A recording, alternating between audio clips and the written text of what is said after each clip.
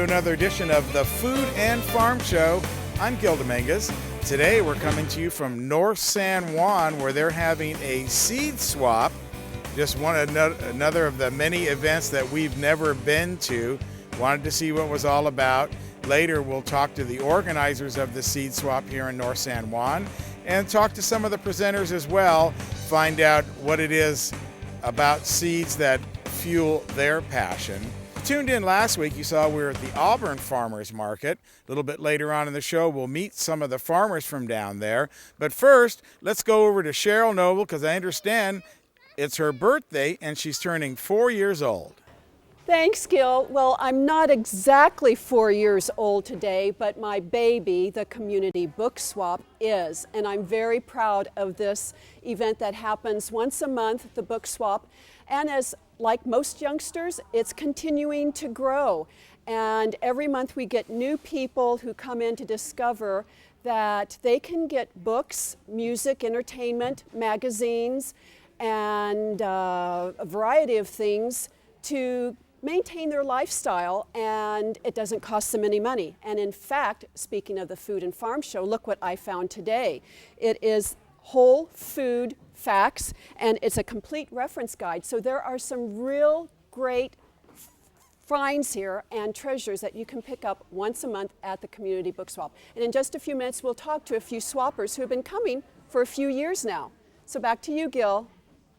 Thanks, Cheryl, for straightening that out. Remember, you can join us each week on the Food and Farm channel on YouTube, and of course on NCTV Channel 11, Suddenlink Channel 16. So we have a lot more ahead here on the Food and Farm Show. Time for our first break, and when we come back, we'll take a trip down to Auburn and meet the farmers from down there. You're watching the Food and Farm Show on the Touchdown Productions Network.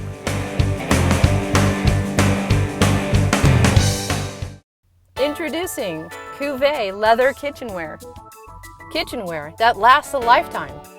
Made from genuine leather suede, Cuvée kitchenware comes in a variety of colors and has been featured on the Food Network. Leather is the perfect kitchenware. It is a natural insulator, washable, and non-flammable. Cuvée Leather Kitchenware, Chefware, and Tableware. Unique kitchenware to complement your favorite place. Create, entertain, and be you.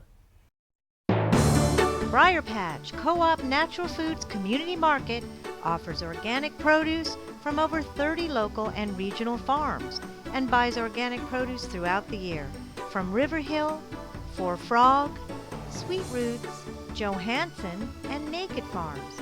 You can trust the Patch to hold their producers to the highest standards and always be certified organic. So get to the Patch, the Briar Patch, for organic produce. Anything Green Hydroponics is your source for hydro systems, grow lights, and soils. Anything Green offers a complete range of organic nutrients as well as fungicides, miticides, and predatory bugs. Don't forget the Anything Green Propagation Workshop on Saturday, March 30th from 1 to 2 p.m. Learn how to propagate seeds, cuttings, and grafting. It's all at Anything Green Hydroponics.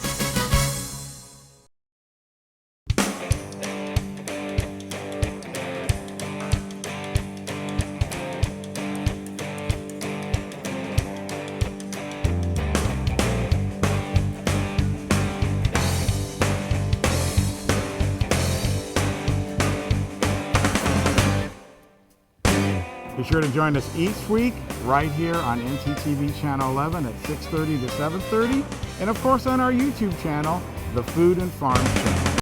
Welcome back to the Food and Farm Show. Last week we went down to the Auburn Farmers Market, the only year-round farmers market in the area. Let's meet some placer farmers right now. Jim's Produce is one of the vendors here at the Auburn Farmers Market. Jim, thanks for spending some time with us here on the Food and Farm Show. You're welcome. My pleasure. Now, you are from Wheatland. Correct. What's the farming operation down there in Wheatland that you have? Well, I farm on my family's farm. My family's been farming in Wheatland since the 1850s, so I'm the fifth generation to farm in Wheatland, and I grow about 5 acres of mixed vegetable crops year-round. So we're always in farmers markets, and we do CSA and sell to stores and all sorts of things. Now, what is that like, being a fifth-generation farmer? Things must have changed over 5 generations.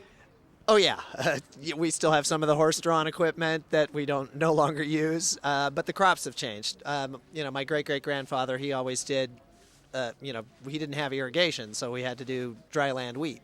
So now we have plenty of irrigation water. We have orchard crops, so it's a whole different world from what my ancestors did. And so how have you adapted? What are the changes just since you've taken over the operation?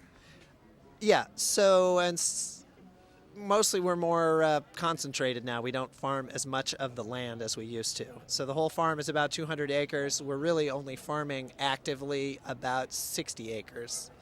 The rest of it we've gone and used it as pasture for grass-fed beef.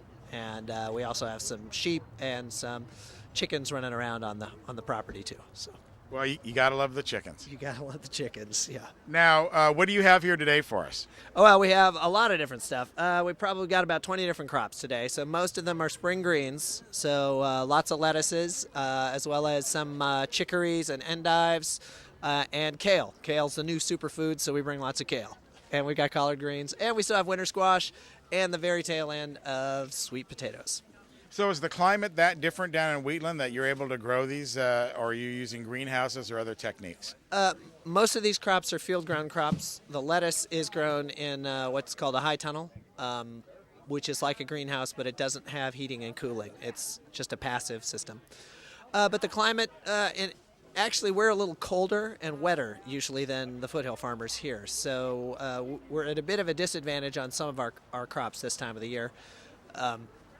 The advantage to me is that in the fall we're warmer a little bit longer, so I can establish the plants in September, October, so they get a little bit larger for me, and they'll last harvest time a little bit longer. So what you're seeing now, a lot of these kale crops, the cabbages, things like that, those are all planted in 2012. Wow. So they're overwintered crops. Mm-hmm. That's how you make it in farmers markets in the winter, is you overwinter crops. You can't plant in December. It's too wet, too cold. Well, it just makes sense, and a lot of crops that won't overwinter, but you've seemed to find a balance where you have that. Right. So lettuce, some of these chicories that we have here, those are frost sensitive. So those are the things that are in the covered, the high tunnel. And where can folks find you at? Well, I'm here every Saturday, almost every Saturday. I do take a vacation now and then, but almost every Saturday I'm right here at the Auburn Farmers Market. Is that the only farmers market that you're attending, or do you have a staff that goes out to some of the other ones? No, actually, I don't have staff that goes. I'm it. People, I believe that people come to the farmers market to meet the farmer, and so I'm the farmer. So right. I sell my produce, I grow my produce. So that's how I do it. So we don't do a lot of farmers markets. We do one on Saturdays, and that's the one farmers market we'll do throughout the year is the Saturday farmers market. Now, for the people in the Wheatland area, is there CSAs and other ways that they can participate in Jim's produce? Yes, I do CSA boxes, and we do CSA season about 30 weeks of the year. We also sell to some local restaurants in Placer County. We're at Hawks, and we're at Carpe Vino. And we're looking at starting to explore some wholesale options. So you may see some stuff coming up at Briar Patch and Newcastle Produce here coming fairly soon. So. And of course, now you've joined the Food and Farm Show. And now we're on the Food and Farm Show, and I'm excited about it. It's nice to be here. All right. Well, listen, thanks a lot for spending some time with us. You have some beautiful vegetables here, right from Wheatland. Wheatland, right. And Jim's Produce, fifth generation Wheatland farmer. How fantastic is that? I'm happy about it. All right. Thanks a lot. Thank you. I'm with Lisa, who's got some beautiful oranges and lemons, and she's going to tell us about her stand. Hi, I'm Lisa Piltz, and this is our farm Piltz Produce at Hillcrest. That's been in my husband's family since 1927. And we grow majority of citrus, mandarins especially, and right now we have winter squash. And then we move into the summer vegetables and specialize in heirloom tomatoes and watermelon, muskmelons, and then some summer squash and things like that. And then we go back into citrus again in November. What is probably the most popular item right now during winter? Right now is mandarins are number one, which we're almost done with for the season. And then number two would probably be the butternut squash. It is very popular. Time to spend a little time over at the Coffee Pot Ranch with Bob Sorensen. Bob, thanks for being on the Food and Farm Show. Thank you for having me. Now, tell us a little bit about the Coffee Pot Ranch. I would imagine the coffee's always ready for you. Yeah, there you go. Yeah. Well, we're a small ranch. We're a small ranch just north of Lincoln, in Placer County, and we do beef, pork, lamb, and chicken. We raise it all. Our customers are our best advertising. It's 100% grass-fed on the beef and the lamb. All natural feeds on the pork. We don't do any antibiotics. We don't do any steroids, hormones, anything like that. The pastured poultry concept on the chickens, which is they're the last 3 to 4 weeks they're out in the pasture in what they call a chicken tractor. It's a Joel Salatin method, and so they're getting grass and bugs every day. And we're here every Saturday. We've been doing this market for 7 years, we just. Like I said, our customers are our best advertising. This market's never failed us. It's always been our best one since we started. We're a small ranch, though. We're a small operation. We'll never have probably more than 100 mother animals total. I mean, that's all 4 species combined, basically. I mean, but we do about, I should say all 3 the large animals, and then the chickens. We do about 1,400 chickens a year. So anyway, that's kind of the short story on Coffee Pot Ranch. It goes back generations, the name does. It's an unusual name, but actually it goes back, my wife's side goes back to the 1800s. Her family, on her dad's side, settled in the Colorado Territory before it was even a state back in the 1860s, and they ran their cattle, sheep, and horses on a mountain range called the Coffee Pot Range. So that's where the name came from. They still operate under that, a lot larger scale than we are in Colorado, but we adopted it for our little operation here in California. So that's kind of the short story on Coffee Pot Ranch, basically. So as I'm listening to you, I'm realizing that there may not be any coffee out there for us. I would, if you come and buy meat from me, I'll give you a cup of coffee. More than one. I'd be happy to. Now, as a meat producer, what are the challenges that face you today? Well, I mean, the challenges are basically, one of the main challenges are having a plant that processes all of your products in a timely manner that isn't too far away. I have to go to the University of Nevada, Reno at their school farm. They've got a small USDA plant. I'm up there every other week, 125 miles one way, to get my large animals processed, the beef, pork, and the lamb. The chickens are done in Sacramento. I wish, and some of the lamb we can do in Dixon at Superior Farms. But that's one of the main challenges, is having a plant that'll process for you that isn't a huge commercial plant that'll get it done in a timely manner. I've got to be on the list a year in advance, the whole calendar year, with my processor, so I don't lose my spot. So that's one of the main challenges. I mean, other than that, we pay for all the permits and licenses, because we don't do any processing, so we just keep it in commercial freezers at the ranch. So it keeps it a little simpler that way.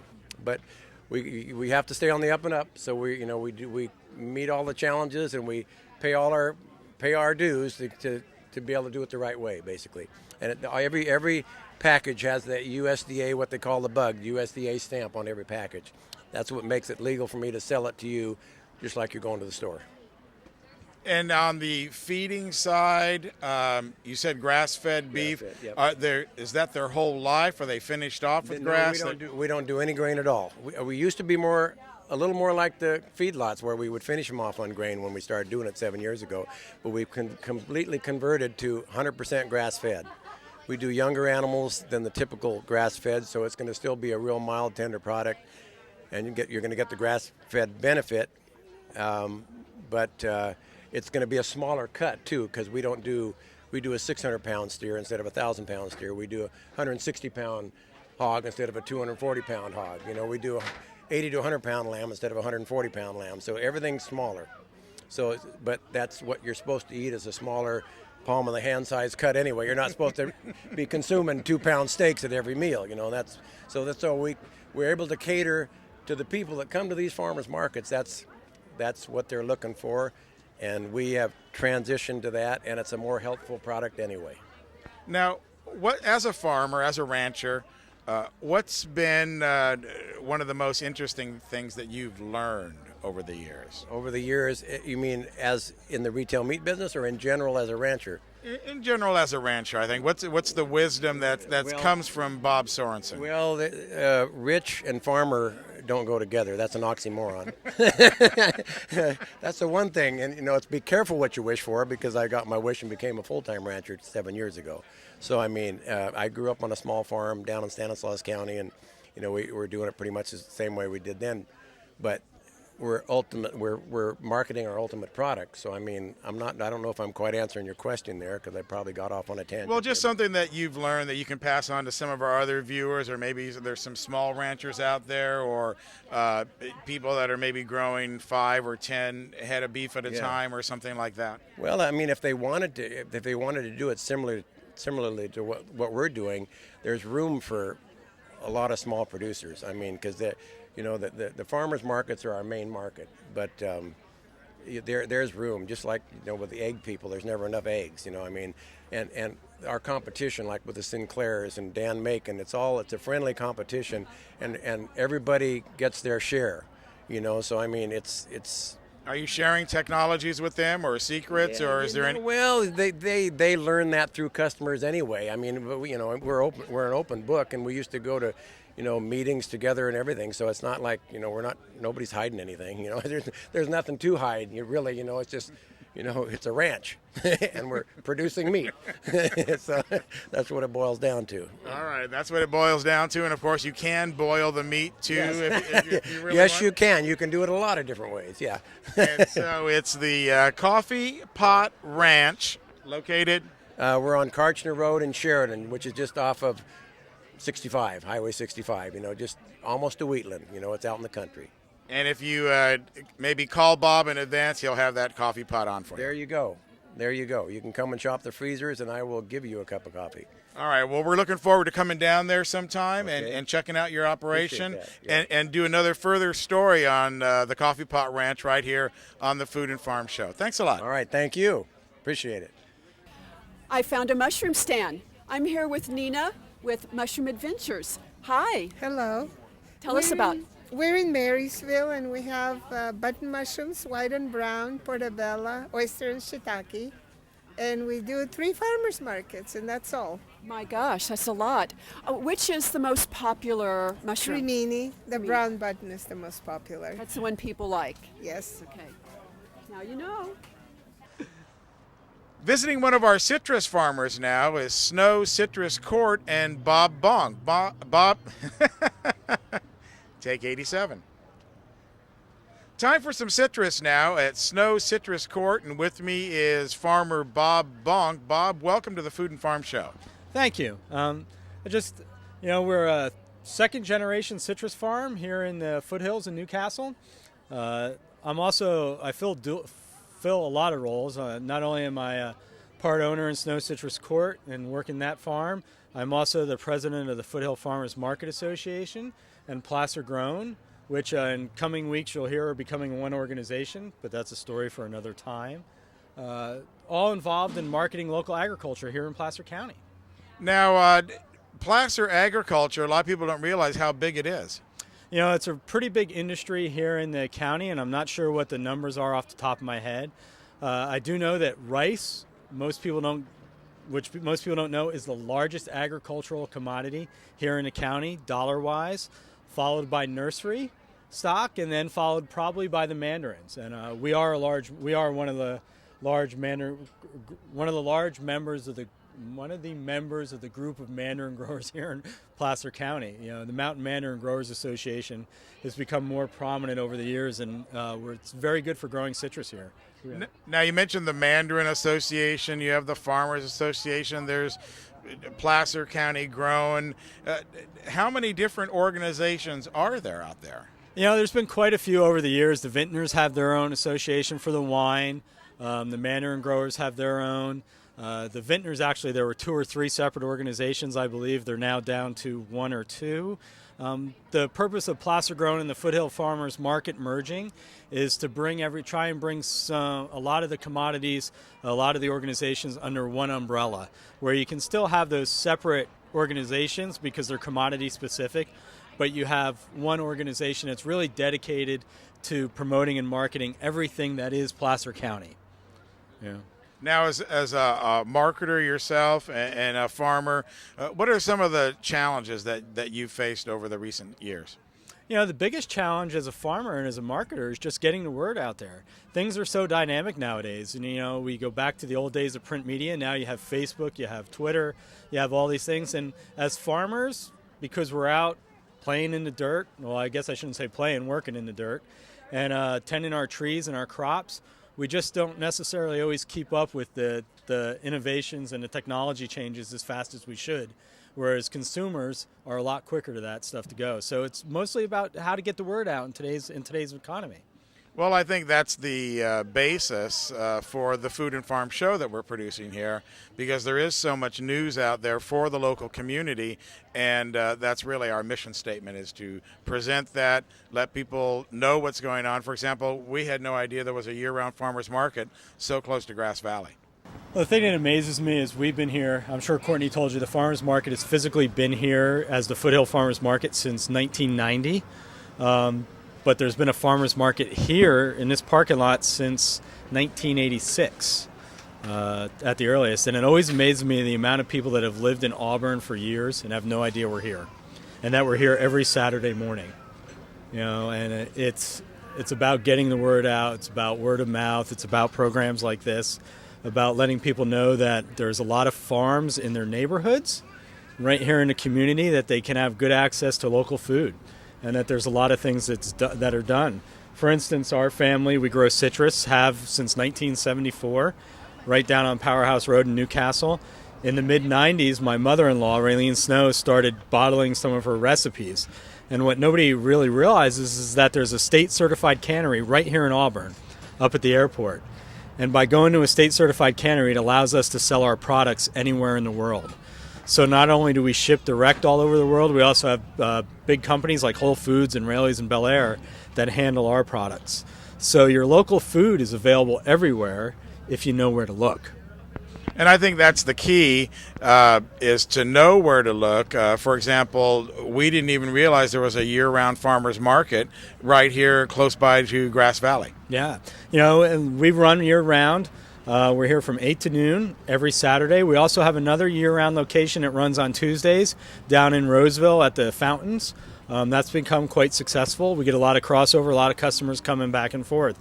But it's still, once again, it's a case where it amazes me how many people that are looking for local food don't realize that there are farmers markets that do run year-round.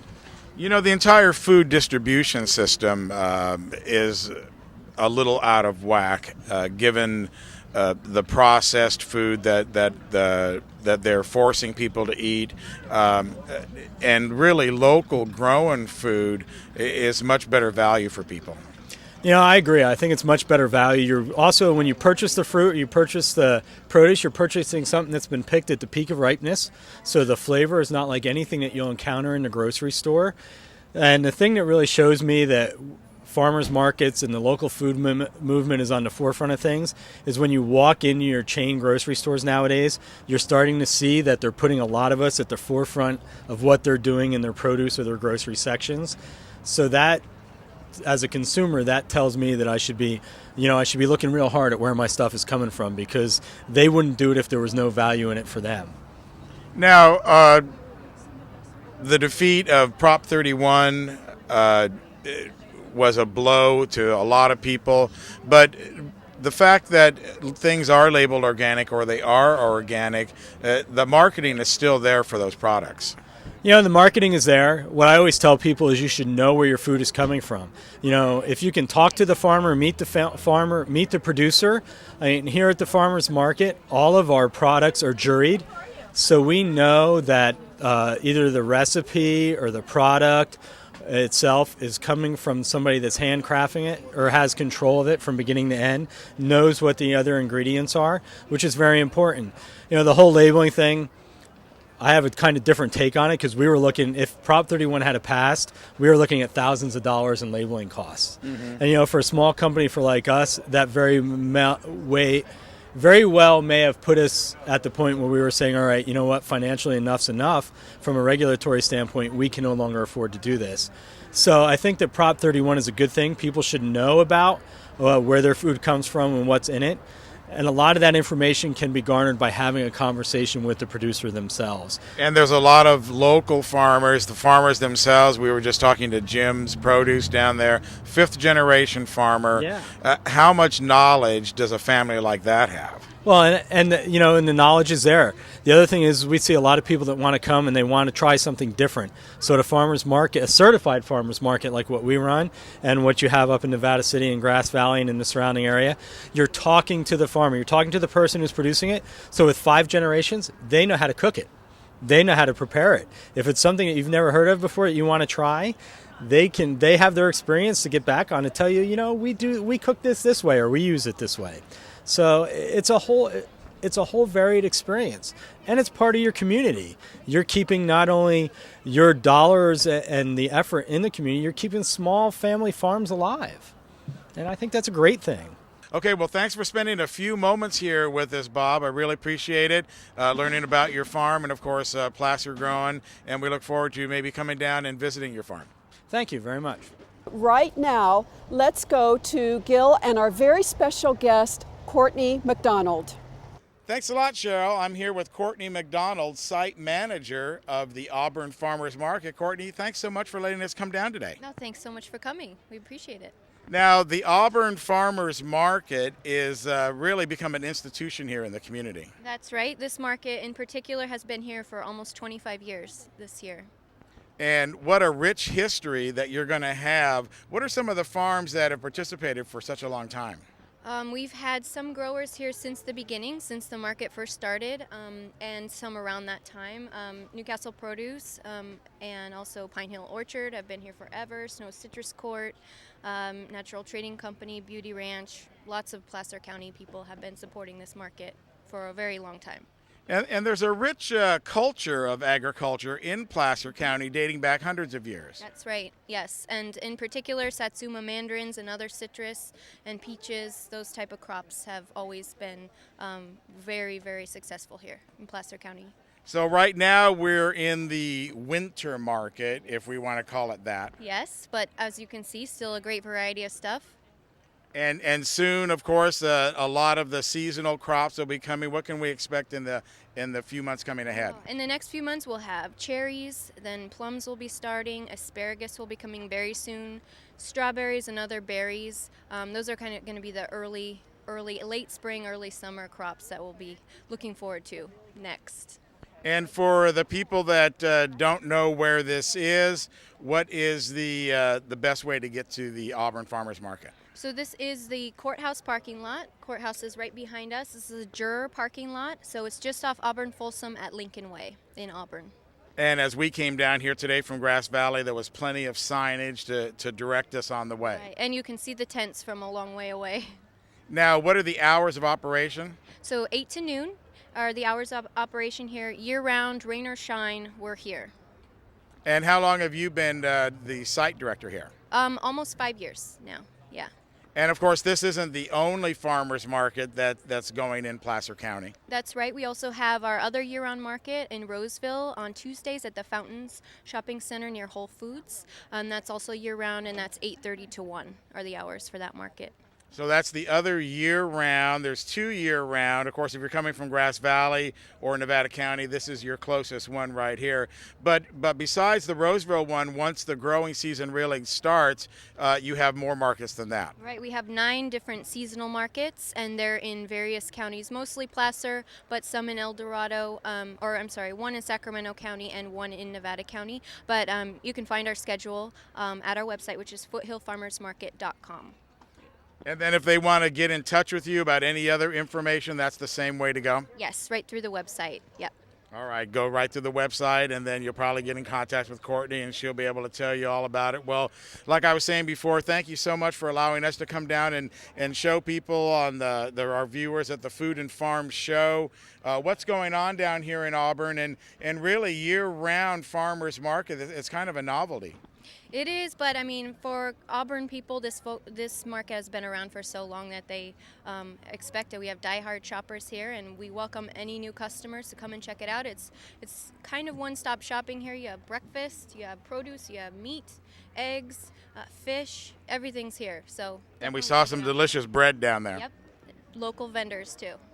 That was a lot of fun down there at the Farmers Market in Auburn, and they have it every Saturday, 8 to 12. But now it's time to check back in with Cheryl Noble over at the Book Swap and its 4-year-old birthday. Cheryl? Thanks, Gil. I'm with one of our original swappers who's been swapping for 4 years now. This is Judith Roberts. Hi. Hi, and I'm glad to be here again. I am completely amazed at the quality and the variety of things that come in this store. Every month, once a month. Every time. Yeah. I hate to miss a month. I think I missed one. So just because. Well, we like our swappers who've been with us for a long time. What kind of value have you gotten out of coming to the swap? I kind of like sort of schmoozing with the other swappers a bit. That's fun. It's very social. It's a social thing, and I love to do the treasure hunt. And I like to clean house. Get rid of the stuff I want to send away. Right. Three big reasons. Yeah, and now you've also been helping us volunteer, and we always appreciate that because it is growing. How have you seen it grow in the last few years? I couldn't believe today when I walked in there already. The place, the parking lot was full. Yeah. Okay, the party's still going. I found another one of our original swappers, Janet Collins. Hi. Hi, this is fun. I love to come here. Good. Oh, gosh, you've been coming for 4 years, and has it been a good service for you? Yeah, one of the reasons I come is I like to associate with other bookaholics. Oh, no. And it's just nice to see people I know here. I usually get a few books, bring some back. Right, and chat. It's very social. Yeah. Though it's sometimes hard to find parking because so many people come. It's so popular. It's kind of a good problem to have, I think. Yeah, and it's really helping the community a lot. Yeah, thank you so much. Okay, we'll swap away. Thanks, you. Janet. Bye. All right, I found a swapper who was at the original one, took some time off, and rediscovered us again. Rob Scholman, hi. Hi. I'm so glad you found us again. You rediscovered us, so you went away. Tell us your story. Well, I was part of the beginning when you were setting up in the fish market. The early days. Yeah. And then I worked down in Monterey for a while. And when I came back, I had already accumulated enough books from Salinas that I didn't need any more books. Then a friend started coming and reminding me all the time. So were you surprised that we were still here? No, I've actually seen in the newspaper and other places that this is a very active and growing swap. Yes, good. Thank you so much for your time and enjoy your swapping. And glad you came back to the community. Nice talking. Thanks, to you. Rob. Okay, so for 4 years now, the swap continues to be a valuable service to the community. New people are discovering it, and some are rediscovering that we're still here. And this is my baby that I started 4 years ago on a rainy March day, and today it's raining, but rainy days and books go together. So the book swap lives on. So thanks for joining us, and we're going to toss it back to you, Gil. Thanks, Cheryl. And happy birthday to you and everybody over at the Book Swap. Time for our second break of the day, and when we come back, we'll be talking seeds right here on the Food and Farm Show.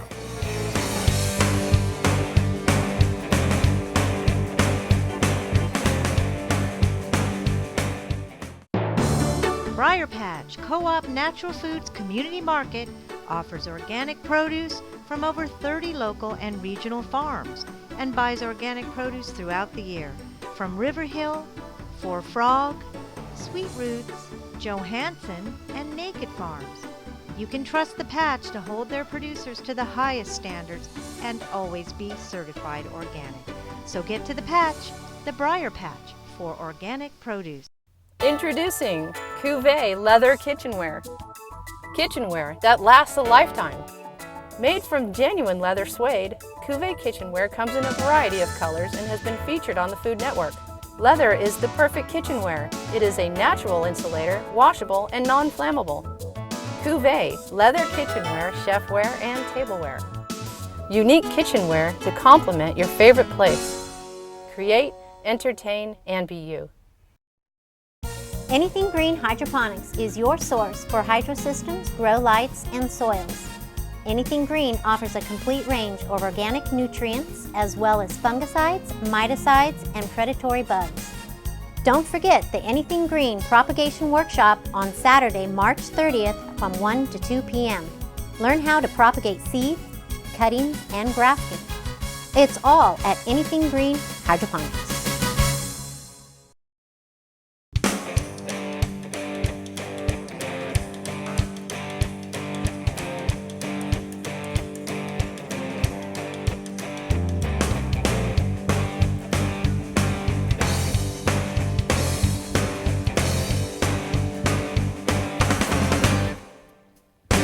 Be sure to join us each week right here on NCTV Channel 11 at 6:30 to 7:30, and of course on our YouTube channel, The Food and Farm Show.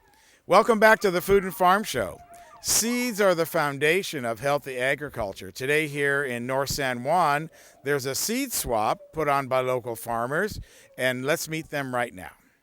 Okay, Ruby Turple is our guest right here. She's the organizer of this local seed swap. Ruby, welcome to the Food and Farm Show. Thank you. And thanks for letting us be here. Yes, glad to have you. Now, how long has this been going on, and how far back does your interest in seeds go? This has been going on for about 8 years, maybe 7. I can't remember exactly. Amigo Bob started it, and I've always been interested in seeds and growing food, so I have been putting it on maybe for 4 or 5 years, and yeah, it's nice just to get the community together and swap seeds and stories and information. Well, I think it's the stories and the information that I know we're most interested in, and I think everybody that farms or gardens or whatever you want to call it, grows food, is interested in those stories of other people.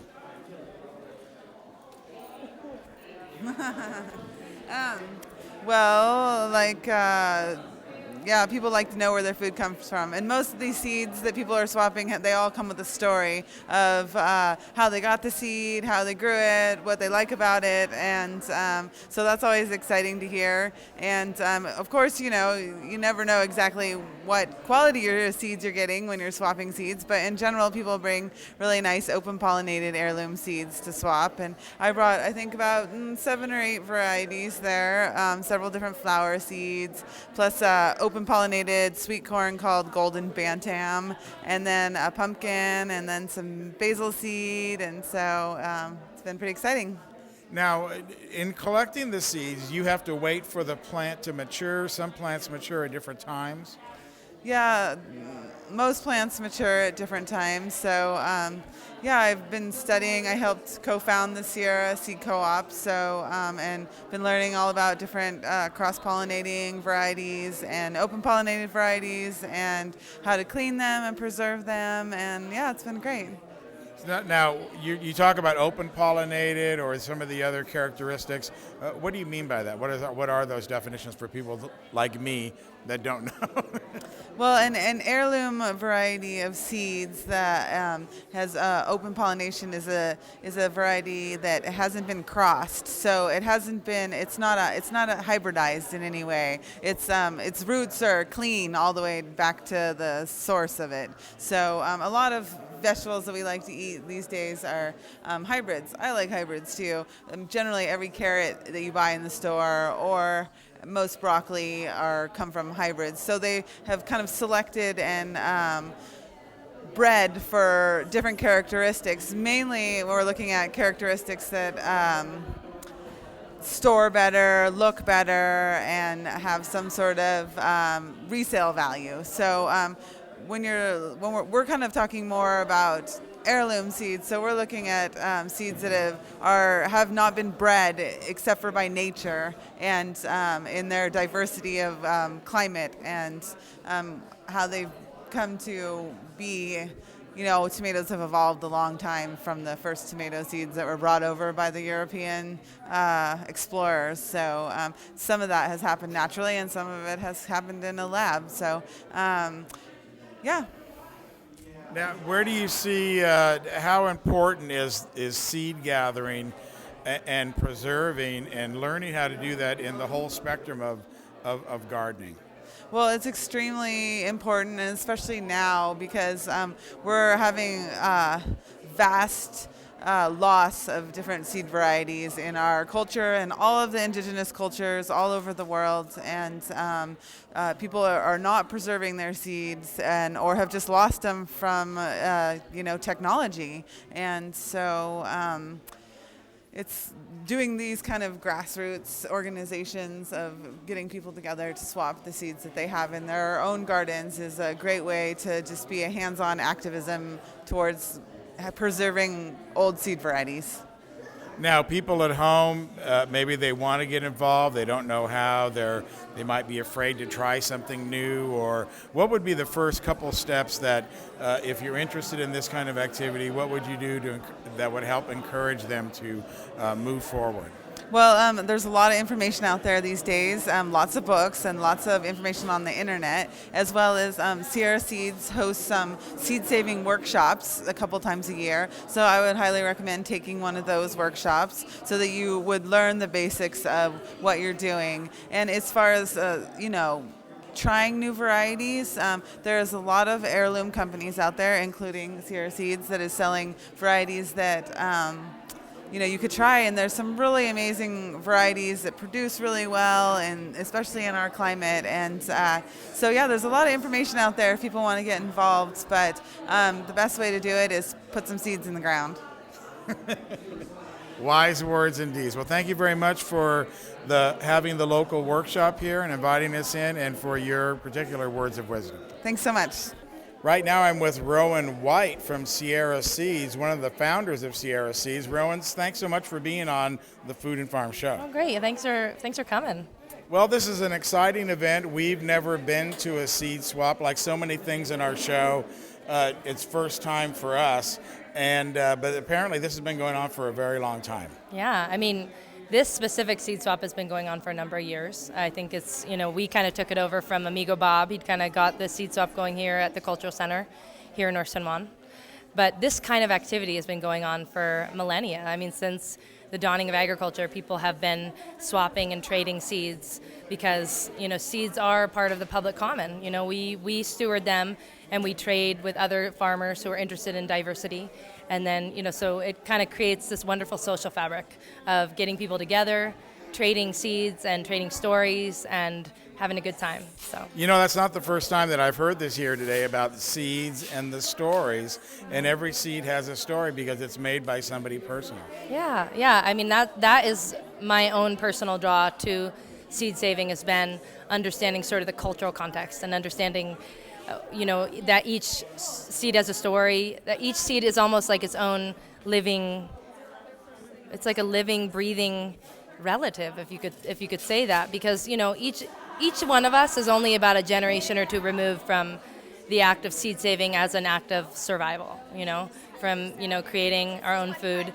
And each family and each village and each farmer had their own specific varieties that held significance for their family, held significance for their village, for their local area. So it's a really important piece that I think that in the commercial realm of agriculture and farming really gets left out. We kind of think about genetics, we think about productivity, we think about all these other things from an economic standpoint, but we tend to lose sort of like the cultural context that these seeds sit in, and I think that that's pretty essential for where we want to go with the sustainable food movement and with local seeds. Well, in a lot of local gardens in the inner city, they're buying seeds that maybe aren't the best seeds. They've been hybrided and they don't know the difference. Yeah, it's true. Yeah, the seeds that we offer through Sierra Seeds are all open pollinated, which means that somebody could plant these seeds, grow them out, and then save them again and begin to save their own seeds from them. Whereas hybrid seeds, you can't save the seed each generation because they won't stay true to type. And so what we're talking about is open source seeds. We're talking about seeds that can be saved from generation to generation. So we're trying, as Sierra Seeds' mission, part of what we do is to try and empower people to re-engage in the practice of seed saving and seed stewardship, to reclaim that inherent birthright as people and as farmers to be able to save seed year in, year out, and that it's a free, abundant resource and that we can tap back into that. What started this passion of yours with seeds? Well, I grew up on a Mohawk reserve in northern New York called Akwesasne, and in our culture, the seeds have a lot of meaning, you know, in our ceremonies and in our cycles within our year and our tradition. We reference the seeds a lot.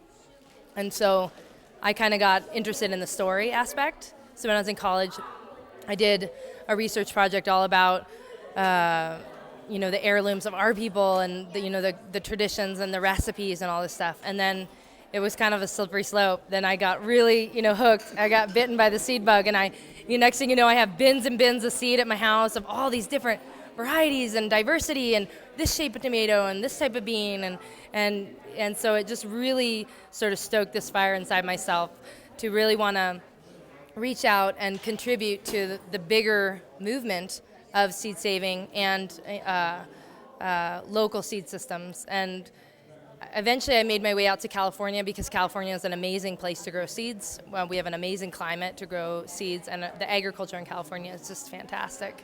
The leader in the world. Oh, incredible. Yeah, and so made it here, landed in North San Juan, immediately wanted to hook up with my local seed people. I was like, where are the other seed addicts, Well, you didn't have to go very far. No, so then we started coming to the seed swap, and out of that, we cooked up this idea of the Sierra Seeds Cooperative, which was a network of growers that are all committed to growing local seeds and then reoffering them through the seed company to other gardeners in our area who want to be able to have access to locally adapted varieties. Because the varieties that we grow, because we're saving them year in and year out in our specific bioregion, they're becoming adapted to the specific climate conditions that we have here. So they're more sustainable. So, of course, the Sierra Seeds is here today. They have a table. I know we went up and we became members today. And when you become a member, you get 6 free packets of seed. Yeah. For $25, you get 6 free packets of seed, and then you get 15% off of all purchases from Sierra Seeds for that year. And $10 of every membership goes into a scholarship fund that helps support the growers for Sierra Seeds to be able to attend trainings and workshops that help them to become better seed growers. Well, I'm sure it won't be our last time talking with you here on the Food and Farm Show. Well, thanks for visiting. We're so happy to be part of this and have you work our way through it. I know you don't know this at home, but she was helpful for us getting in touch with some of the people that are putting this on and kind of steering us in the right direction. Great. Well, good. Well, we look forward to talking with you further. All right. Thank you. Thank you. All right. The ones that just have a little pocket right here, and this thing is always by my side, and the Felcos are always on a clip. If you're reaching for tools, that's very inefficient. And being a professional pruner, I need to have my tools very much right on hand.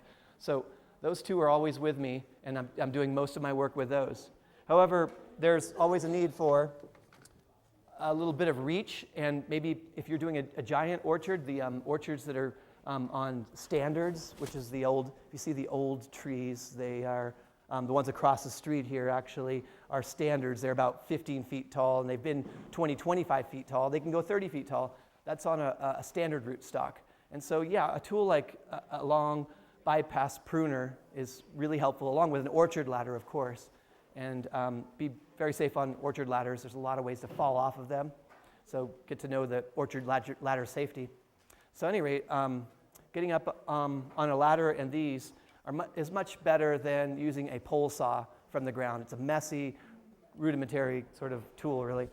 And the last tool I really like to have on hand in any orchard to cut larger limbs is a larger pruning saw. I use a little bit of rubbing alcohol to get the tar off of here. Right now, this last pruning, which I think we have a few more weeks of pruning,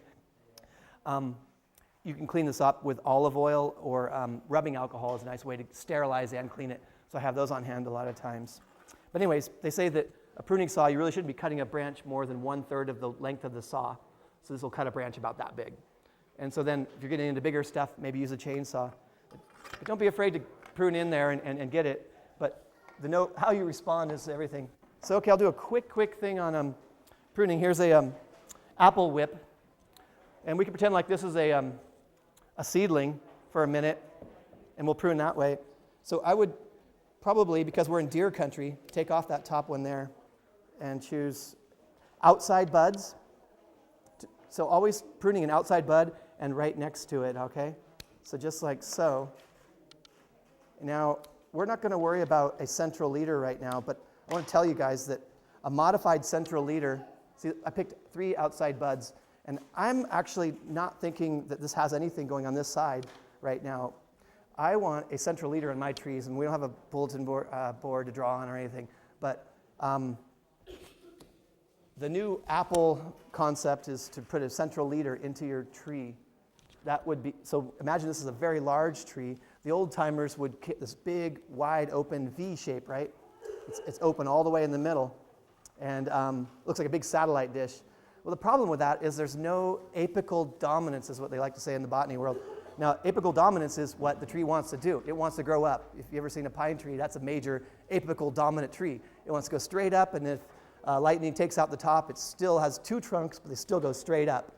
That's the biggest example of apical dominance. Now, all young trees like to go straight up. Now, so we kind of beat them down by pruning them back like I just did, choosing outside buds and bringing it down. What we want to do now is encourage something to go straight up.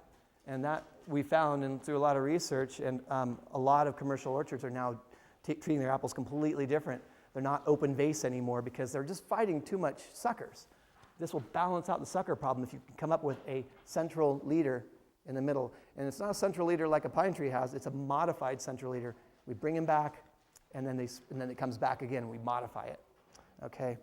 So apples grow on later wood. Now, you'll never see apple on new wood. So you look for these scars, bud scars on the outside of these branches.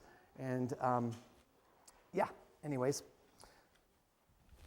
Pears are about the same. This is a pear branch. And again, the nubbies, these little thicker buds that are on the outside would be ideal. And of course, this is too crowded.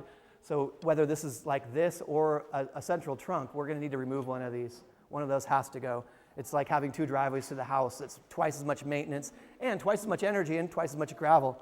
You need to remove one of them, whether it's a lateral or a straight up and down there. So anyways, this could be a good tree if that was upright, and you have several branches developing in a young tree. And so you just bring this down, modify it. Okay? So yeah, this has a lot of good fruiting wood on it already. But your first few years, you don't worry about fruit. You want to prune for shape and form. And what you want are 3 to 5 branches going out northeast, southwest kind of a thing. And you want a modified central leader in the middle.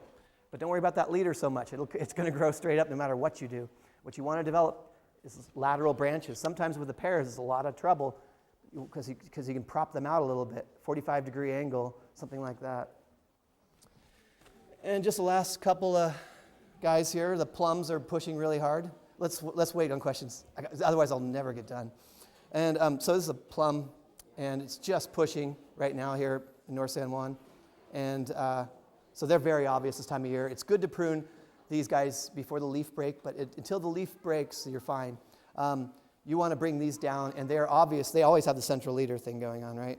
And you just kind of knock back everything a little bit and keep an open form. So it's a nice upright tree, like I said, a little wilder. And same thing with a peach, though I find that peaches and apricots and nectarines just don't have as much of a propensity for the central leader. They just kind of die out, so you end up with a more bushy, big tree, and that just seems to be its nature. But harder to tell the buds. I guess the important thing is the second growth wood can have fruit much more likely than the apples and pears it takes. It's like the older wood. The newer wood is what you want to encourage on the nectarines and peaches, apricots, and plums. You want to knock those trees back so you get that new growth.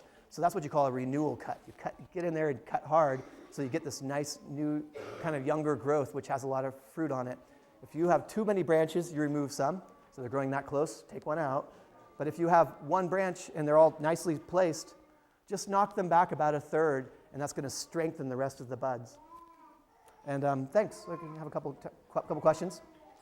We're with Daniel Nicholson right now from Dancing Pines Farms. Daniel, you just gave a short workshop on fruit trees. Very important in somebody's farm planning them. Absolutely. It's crucial, and for a small farm, we like to have as much fruit and food as possible all of the time, and this is why it's crucial. Now, you were saying that normally this is a whole workshop unto itself, and you had like about 90 seconds to get the information out. What's the 2 or 3 things that you want people to walk away from today? Well, I think that the major killers of fruit trees, I'm trying to empower. This is a community empowerment lesson here. That's why we're here doing this, is to not only share our seeds, share our knowledge, and I've had some experience now, like we were saying, not the first rodeo for me, and so I've worked with hundreds of trees every year, and happy to just send a few gems, and I see some nodding in the audience. I know people got something and they're going to take it home, and those gems of knowledge is all you can really hope for after doing it for year after year. So what are the 2 or 3 things that people should watch out for, the top things? Well, to make sure you water your trees the first few years. They're very sensitive at that time. To not add too much compost in the hole, because eventually that hole will just sink into a pit, essentially. Most compost we buy in the store isn't really that mature. It's not finished, and so it's going to finish in the hole, and so you end up with these sunken craters. And that whole concept of planting is, if I got some people to plant their trees or think about planting a little bit better, and for them to water those trees, those young trees, I've failed before. Maybe somebody will do a little bit better because of that information. Now, how much water are we talking about? Are we talking drip system? Are we talking flood irrigation? What's the best, or is there a best? Well, irrigation's so diverse, as are all of our farms. We have some people have a lot of water, some people have very little. A drip system would be fine if you were to do and run it for a very long period of time. And then a flood system would work great if you have a ditch. It's about making sure that there's adequate water at all times, deep in the soil and up at the top. So, there's a lot of systems really. It's a big world, irrigation systems. Well, it is, and it all depends on your trees. Another good idea that I heard you say was try to plan out your tree, laying out your trees, draw a map of it, and know where things are at. Is there anything that should be paired with one another, or shady, sunny, that kind of thing when you look at your property? Well, your orchard, gosh, there's so much into a design of a garden and a site, especially a food garden or a small farm like a lot of our community are doing, or micro farms essentially. And so, there's a lot to it, and that's where the map comes in. And as far as what to do, well, some of your best soils should be for your trees and your garden, of course, but they also can't be in the shade. It is your sunny sites. And I think one of the other things is that some people aren't on a good site for growing fruit trees. Maybe they should just stay with vegetables, or maybe they're too shady and they should join a CSA, spend their energy doing something else. That's right, because at the end of the day, it's all energy. The amount of water you're putting in, the amount of effort, money, it takes money to grow things. Yeah, it can be a losing proposition for some people in some sites, and I think it's just a matter of a good assessment there at the beginning, and sometimes a good consultation from an experienced gardener is a great way to start. And it's kind of what we're trying to do, is encourage people to think about their what they do before you jump. Well, this is a perfect example of the community coming together, sharing their knowledge, which is why we came out here today on the Food and Farm Show. And we're so happy that this community can come together like this and share that. Well, thanks for coming out. I'm happy to share, of course. And now it's time for our weekly giveaway. Up for grabs this week is a Smart Pot, a fabric container to grow vegetables in. Be the first email at foodandfarmshow@gmail.com. And this is yours. Thanks for joining us today on another episode of the Food and Farm Show. We had so much fun here at the Seed Swap. It was really nice to meet all the people and see how passionate they are about gathering seeds, which makes for healthy farming. Be sure to watch us every week, Monday nights at 6:30 to 7:30 on NCTV, and of course on Suddenlink Channel 16, and on the Food and Farm Show channel on YouTube. We're available to you anytime. Join the conversation. Join us on Facebook. Tell us what's working for you, what you've had troubles with, and let's share that information with everybody, because we are here for you at the Food and Farm Show. Good night, everybody.